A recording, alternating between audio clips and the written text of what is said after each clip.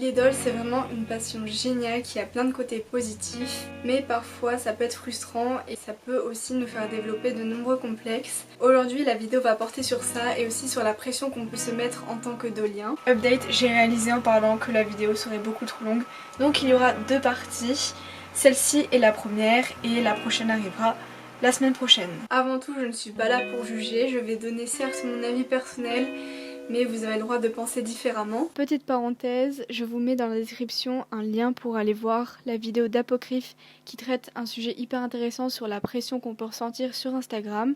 Je vais aussi en parler mais beaucoup moins en détail qu'elle, donc si ça vous intéresse, n'hésitez pas à aller voir sa vidéo. Pour faire cette vidéo, je vous ai posé plusieurs sondages sur Instagram et je vous ai aussi laissé la liberté de développer vos idées par message privé.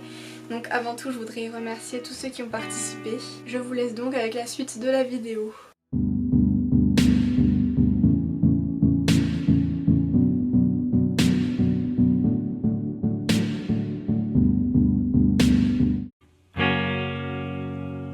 Donc là, je vais plus me baser sur un seul réseau social qui est Instagram, mais ça vaut aussi pour YouTube ou pour Facebook. Bref, premier sondage. Avez-vous déjà complexé sur votre niveau de photographie? Et là on voit que à 82% la réponse est oui. On remarque que beaucoup de gens ont déjà complexé ou complexent encore sur leur niveau en photographie, tout simplement parce qu'en fait on ne cesse de se comparer aux autres, et ça c'est même pas qu'au niveau des dolls et de la photo, mais c'est aussi dans plusieurs domaines dans la vie quotidienne. Pourquoi on fait ça? Parce qu'on a la fâcheuse habitude de vouloir toujours être parfait, de vouloir toujours faire des photos parfaites. Or la plupart du temps j'ai l'impression qu'on est frustré parce que l'idée rendait mieux dans notre tête, et lorsqu'on prend la photo on remarque qu'il y a un déséquilibre avec le rendu dans notre tête et le rendu dans la réalité. Pourquoi on complexe? Donc comme je l'ai dit, c'est parce que on se compare beaucoup aux autres. C'est comme s'il y avait une espèce de compétition, de course où il faudrait absolument être dans les premiers. Donc c'est l'heure de la petite anecdote.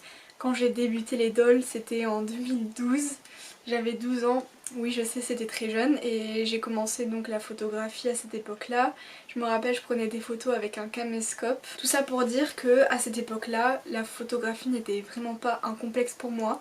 J'aimais bien mes photos alors qu'elles étaient complètement nulles, et j'ai remarqué que je complexe plus aujourd'hui qu'avant, alors que j'ai évolué, que j'ai un nouvel appareil photo qui fait des photos de bonne qualité, que j'ai appris beaucoup de choses, que j'ai grandi, mais je complexe beaucoup plus aujourd'hui. J'ai l'impression que plus on grandit, plus on va se comparer aux autres et plus on est exigeant envers nous-mêmes en fait.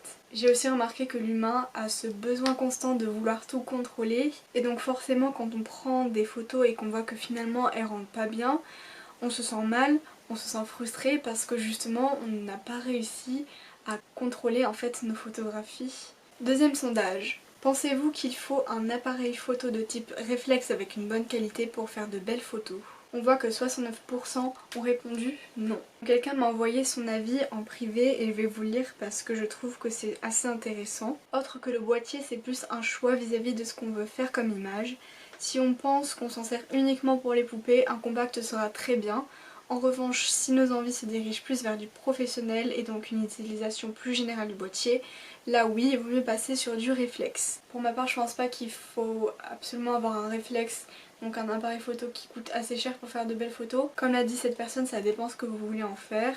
Après c'est sûr que la qualité d'image pour moi ça compte, mais pas obligé d'avoir un réflexe. Par exemple moi j'ai un Lumix GX80, donc c'est pas un réflexe et il me va vraiment très très bien. Autre question que je vous ai posée. Vous suivez un compte dolien pour ses photos, ses dolls ou son contenu hors photo? On voit que 45% ont répondu pour les photos et 42% les dolls, et 9 seulement pour son contenu hors photo. Pour ma part, je vais suivre quelqu'un pour ce qui dégage de son compte en fait. Ça prend donc en compte les photos, les dolls, l'univers, etc. Mais aussi, je préfère les comptes assez actifs en story qui partagent des anecdotes, qui partagent leur univers, leurs histoires, leurs poupées ou même leur vie. Ça me dérange pas du tout parce que je trouve que ça rend le compte plus animé et plus vivant, mais après ça bien sûr c'est un choix personnel. Pour conclure, je pense qu'on devrait essayer d'être moins exigeant envers nous-mêmes, de se dire que c'est normal d'échouer pour réussir, de se dire que c'est normal de parfois faire des photos moches et ratées parce que c'est comme ça que justement on va apprendre. On ne n'est pas parfait, personne ne sait faire des photos du jour au lendemain, c'est quelque chose qui s'apprend. Renseignez-vous, apprenez comment fonctionne votre appareil. Vous pouvez aussi très bien demander des conseils à des comptes que vous aimez bien. Il faut arrêter de se comparer aux autres parce que c'est très nocif en fait. Et je pense qu'il faut savoir apprécier le travail de quelqu'un sans forcément vouloir faire la même chose et vouloir avoir le même niveau qu'elle. Avez-vous déjà complexé sur le nombre de vos poupées? 78% ont répondu non. Par le nombre de poupées, là j'entends complexer sur le fait qu'on n'en ait pas assez ou justement trop. Et oui, ça peut arriver parce qu'une personne m'a raconté qu'elle s'était déjà prise des remarques parce qu'une personne lui avait dit qu'elle avait trop de dolls. Pour information, cette personne-là en a 25. Mais je trouve ça abusé parce que pour moi tout le monde est libre d'avoir le nombre de dolls qu'il veut et venir dire ça en face, en fait c'est un peu culotté et bizarre. Qu'une personne ait une doll ou 50 dolls, en fait c'est pas notre problème, c'est sa vie en fait. Préférez-vous suivre un compte où il y a 2 dolls ou 10 dolls? Plusieurs personnes m'ont dit que pour elles c'était pas super important le nombre de dolls. Pour moi c'est vrai qu'un compte avec plusieurs poupées ça peut être plus varié, plus intéressant, mais c'est pas vraiment un critère. J'aurais répondu 10 dolls, mais en vrai je m'en fiche un peu en fait. Si les 2 dolls sont très jolies et que la personne fait de belles photos, ben, je vais la suivre peu importe son nombre de dolls. Ensuite je vous ai demandé combien de dolls vous avez et combien vous voulez en avoir. Alors la plupart des réponses que j'ai reçues c'était soit les personnes n'ont pas vraiment d'objectif parce qu'elles marchent au coup de cœur, d'autres en veulent 4-5, d'autres en veulent 10-11, d'autres 20 ou 30 parce qu'elles ont beaucoup de projets. Certains trouvent même qu'ils en ont trop mais que c'est difficile de s'arrêter ou de vendre parce que leurs poupées ont une valeur sentimentale. On remarque que les avis divergent énormément. Certaines personnes veulent une petite collection, d'autres en veulent une grande.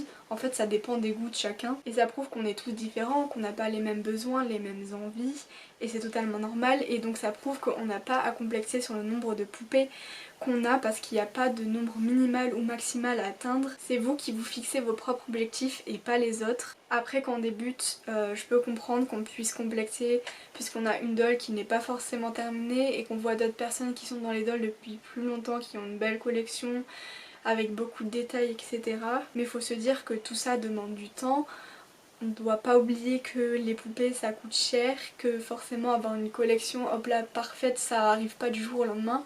C'est plusieurs années de construction et d'apprentissage on va dire. Donc voilà, le plus important c'est de prendre son temps et de bien réfléchir à ce que l'on veut faire de ces dolls parce qu'on peut vite après regretter nos choix.